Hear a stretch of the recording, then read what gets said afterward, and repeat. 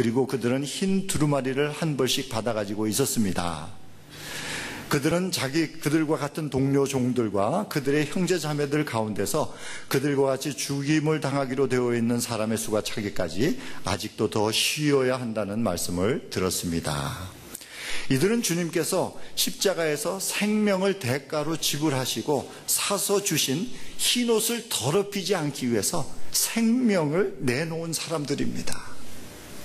사도 요한은 하늘에 올라가서 하나님의 제단 아래에 이런 사람들이 많이 있는 것을 보게 된 거예요. 요한이 이 말씀을 기록할 당시에는 많은 사람들이 예수를 주로 시인하는 문제 때문에 목숨을 잃었습니다. 이것은 믿지 않는 사람들이 보기에는 너무나도 이상한 일이었어요. 로마 황제가 나의 주인입니다 라는 말 한마디만 하면 그냥 살아날 수 있는데, 그 한마디 말을 하기를 거부하고 예수 그리스도가 나의 주인입니다 라고 말을 하면서 굶주린 사자 굴에 들어가서 그 굶주린 사자에게 뜯겨 먹이면서 죽임을 당하는 것을 선택하는 거예요.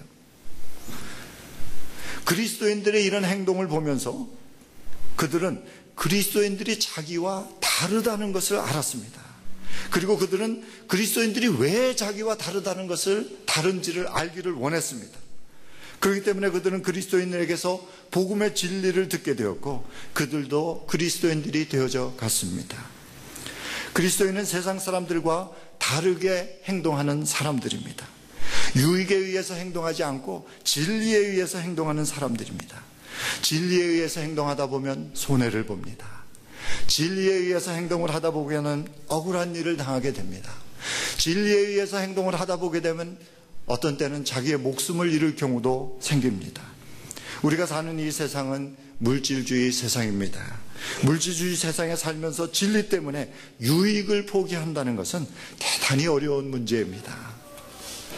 특별히 우리가 하고 있는 장사는 이윤을 목적으로 하는 것입니다. 이윤이 목적인 장사를 하면서 진리 때문에 이윤을 포기한다는 것은 쉬운 일이 아닙니다. 적은 물질은 포기할 수 있을지 몰라요. 그러나 전 재산이 달려있다면 결코 포기하기 쉬운 일이 아닐 것입니다. 그래서 우리는 어린아이와 같이 주님만을 의지해야 합니다. 우리는 주님 안에서 모든 것을 할 수 있기 때문입니다. 주님만을 의지할 때 주님께서 이윤을 포기할 수 있는 힘도 주시고 주님께서 진리에 의해서 행동할 수 있는 힘도 주시기 때문입니다. 자, 어떤 성도가 생명을 낳는 교회를 세울 것인가? 첫째, 옷을 더럽히지 않기 위해서 깨어있는 성도가 교회를 세웁니다. 둘째, 주신 사명을 다하기 위해서 깨어있는 성도가 교회를 세웁니다. 2절 말씀을 보니까 깨어나라, 그리고 아직 남아있지만 막 죽어가는 자들을 굳건하게 하여라 라고 말씀을 하고 있습니다. 우리에게 주신 사명은 사람을 살리는 일입니다. 사대교회에 죽어가는 사람들이 있었어요. 주님께서 그들을 살려내라고 말씀을 하십니다. 생명을 낳지 못하는 성도는 살아있으나 죽었다는 것입니다. 생명을 낳지 못하고 생명을 기르지도 못하면 영적으로 죽은 상태다라고 말씀하고 있는 것입니다. 여러분, 장로교에서 이렇게 예배 드리면서 청중을 모아놓고서는 모태신앙을 손들어 보라 그러면은요 대부분의 사람들이 손을 듭니다. 그런데 성인이 되어서 예수를 믿은 사람 손들어 보라 그러면 몇 명 들지 않습니다. 침례교에서도 그렇게 해보면 똑같은 현상이 일어납니다. 그런데 순복음교회에서 이렇게 예배드리다 청중을 향해서 모태신앙 손들어 보라 그러면 몇 명 손들지 않습니다. 그러나 성인이 되어서 예수 믿은 사람 손들어 보라 그러게 되면 대부분의 사람들이 손을 듭니다. 여러분, 신학이 어쩌니 저쩌니 하는 말 그만하고 장로교회와 침례교회는 생명만 낳지 못하는 것을 하나님 앞에 회개해야 된다고 저는 생각하는 사람입니다. 얼마 전에 한국에 사는 분하고 이야기를 나누었어요. 그런데 그분은 불가피한 상황 가운데서 교회를 옮겨야만 했다고 합니다. 그래가지고 교회를 옮겨갔으니까 이제 새신자반에 들어갔대. 아주 교육을 철저히 시키는 그런 교회를. 아무리 타이틀이 장로고 그래도 오면은 새신자 교육을 철저히 다 받아야 된대. 그래서 이제 새신자 교육을 받기 위해서 들어갔는데 한 100명이 넘는 사람들이 새신자 교육을 함께 받았다고 합니다. 그런데 그 중에서 예수 새로 믿는 사람 손 들어보라 그러니까 딱 한 명이 손을 들더래요. 새신자 반인데, 새가족 반인데 딱 한 명이 손을 들더래요. 나머지 사람들은 다 교회에 옮겨온 거예요. 생명을 낳고 생명을 기르지 않는 교회는 아무리 사람이 많아도 예수님 보시기에는 죽어가는 교회입니다. 죽어가는 교회예요. 생명을 낳고 기르기 위해서는 교육만 해가지고는 안 됩니다. 여러분 함께 살아야 돼요.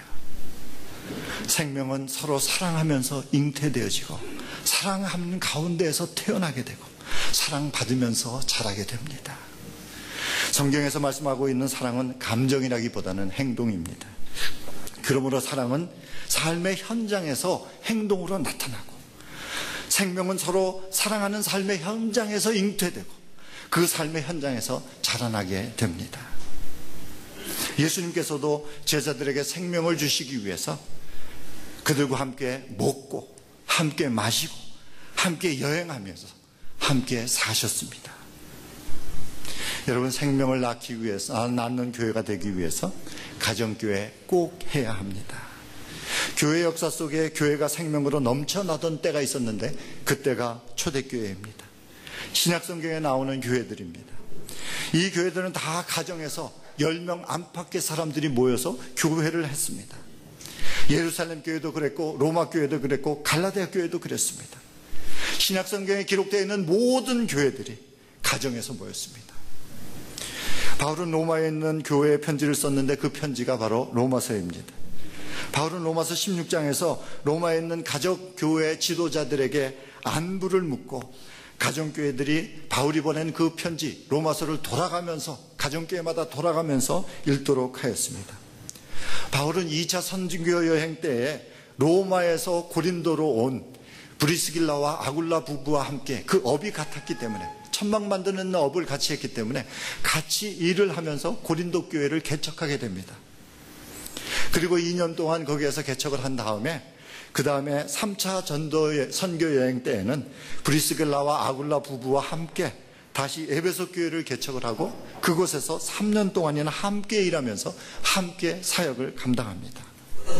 그리고 바울은 예루살렘으로 돌아가서 감옥에 갇히고 브리스길라와 아굴라 부부는 로마로 돌아가서 로마 교회의 지도자가 됩니다.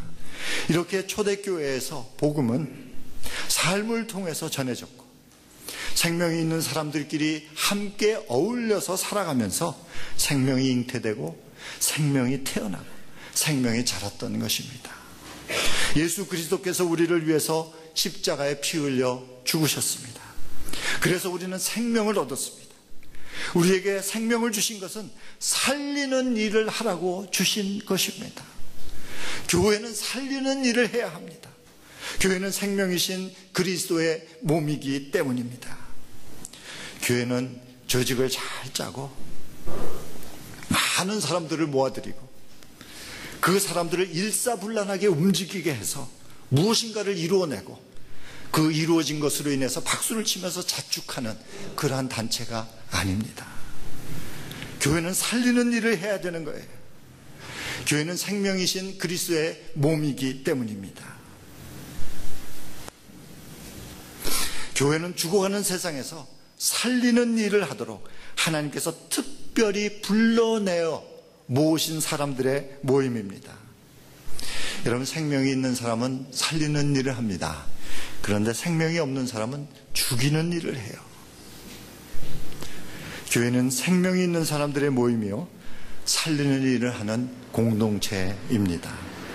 자, 어떤 성도가 생명을 낳는 교회를 세웁니까? 첫째, 옷을 더럽히지 않기 위해서 항상 깨어있는 성도가 교회를 세웁니다. 둘째, 주신 사명을 다하기 위하여 항상 깨어있는 성도가 교회를 세웁니다. 셋째, 주 예수의 재림을 기다리며 항상 깨어있는 성도가 교회를 세웁니다. 3절 말씀을 보니까 그러므로 내가 그 가르침을 어떻게 받고 어떻게 들었는지를 되새겨서 굳게 지키고 회개하여라. 만일 내가 깨어있지 않으면 내가 도둑같이 올 것인데 그때 어느 때에 내가 내게 올지를 너는 알지 못한다 라고 말씀을 하고 있습니다. 성경은 종말론적인 신학을 강조하고 있습니다. 주님께서 다시 오시는데 그 시기는 아무도 알지 못한다는 것이에요. 그러므로 항상 주님을, 언제 오실지 모르는 주님을 맞이할 준비를 하고 항상 깨어 있어야 한다는 것입니다. 우리는 두 가지 방면에서 종말론적인 삶을 살아갑니다. 하나는 예수님께서 언제 오실지 모르기 때문에 항상 깨어 있어야 합니다. 그리고 또 하나는 내가 언제 죽을지 모르기 때문에 항상 깨어 있어야 합니다. 그러니까 옷을 더럽히지 않기 위해서 깨어 있기를 오늘이 내 인생의 마지막 날이라고 생각을 하고 해야 한다는 것입니다. 살리는 일을 하기 위해서 깨어 있기를 오늘이 내 인생의 마지막 날이라고 생각을 하면서 그 일을 해야 한다는 것입니다. 정말 우리가 이렇게 종말론적인 생각을 하면서 하루하루를 살아간다면 우리는 적어도 지금 사는 이러한 삶을 살지 않을 것입니다. 이 세상에 디지털 시대를 우리에게 열어준 스티브 잡스라는 사람이 얼마 전에 죽었습니다. 젊은 세대에는 우상과 같은 사람입니다. 애플이 내놓은 아이폰 4S의 기능이 소비자들의 기대치를 못 미쳤다는 그런 평가를 받았음에도 불구하고 지금 아주 판매가 매진되고 있습니다. 그 이유는 그의 죽음 때문입니다. 그의 죽음을 애도하는 사람들이 그 물건을 구매하기 때문입니다. 그리고 이달 25일, 그러니까 이번 주죠. 이달 25일에 스티브 잡스의 자서전이 출간된 예정인데 출간되기도 전에 주문이 너무 많이 쇄도해서 아마존 올해의 베스트셀러 1위에 이미 올라 있습니다. 책이 출간되기도 전에 그 해에 베스트셀러로 선정된 책은 이 책밖에 없을 것 같아요. 네, 그렇습니다. 사람들이 그의 죽음을 그렇게 애도하는 이유는 그가 디지털 시대를 우리에게 열어주었기 때문이기도 합니다. 그러나 보다 더 큰 이유는 그의 생애가 많은 어려움을 겪었음에도 불구하고 그 역경을 넘어서 혁신적인 일을 많이 했기 때문입니다. 스티브 잡스는 인생의 많은 어려운 고비를 넘어서 우리에게 디지털 시대라는 새로운 시대를 열어주었는데 그가 그렇게 큰 일을 할 수 있었던 비결은 무엇이었을까 하고 사람들은 생각합니다. 그런데 그를 아는 사람들은 그의 삶의 두 가지 특징이 그로 하여금 그렇게 많은 일을 할 수 있었다라고 얘기를 합니다. 그 하나는 혁신을 일으키고자 하는 그의 간절한 소원이었습니다. 그가 만든 제품마다 영어 I자가 들어갑니다. 아이폰, 아이패드 이렇게 I자가 들어갑니다. 그런데 이 I는 이노베이션이라는 단어의 약자입니다. 이노베이션은 혁신이라는 뜻이에요. 그러니까 아이폰은 혁신적인 전화다. 아이패드는 혁신적인 판 또는 종이처리다 라고는 말입니다. 그만큼 스티브 잡스는 지금의 현재의 삶에 만족하지 않고 좀 더 나은 삶을 만들어 나가기 위해서 혁신적인 삶을 하고자 하는 그런 간절한 소원이 있었다는 것입니다.